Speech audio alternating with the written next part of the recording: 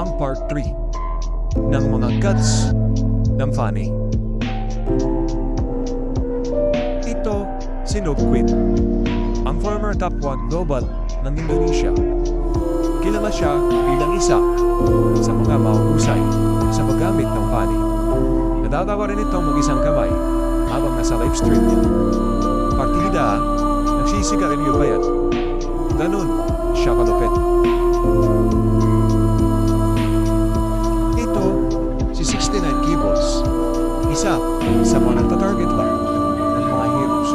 Kilala din siya bilang isa published sa mga king o freestyle. Isa rin ito sa mga tumatalo kay Sumit sa 1v1 Fanny Tournament with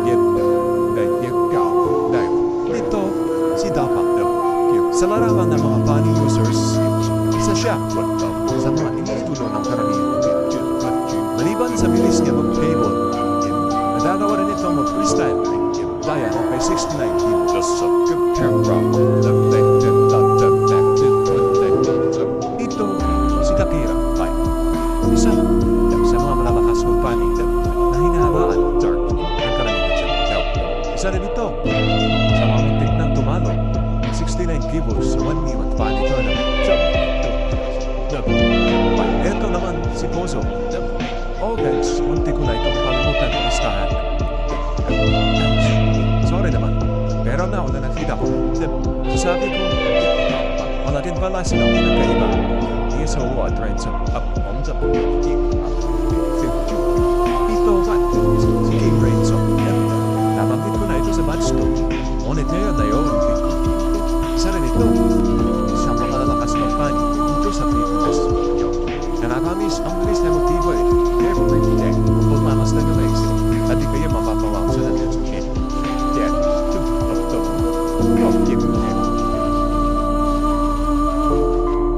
Ito si Jastro. Kilala bilang isa sa mga malalakas ng Fanny dito sa Pilipinas. May pamalas din ito ang kakayahan sa 5v5. Si Bida din na sa PvP. Ayaw rin may iwan na baba. Spider-Man, nakapit sa Spider mga pangkakasa.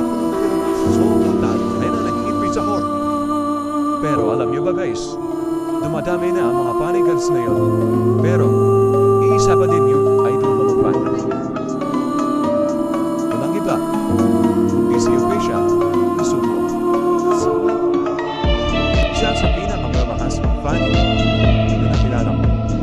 Oo, alam natin may Renzo, Jastro, Akira, Pozo. Pero, masisisi pa ako. Yan ang Fanny guns na di ko. Siya lang naman ang nabuhi sa lahat ng sumali sa Maribang Fanny Tournament at tumatalo kay King Jackson. Hindi lang siya basta-basta magaling guys. Sobrang galing niya mag-Fanny. Kaya kung ikaw, kung may iniidolo ka mag-Fanny, wala sa video.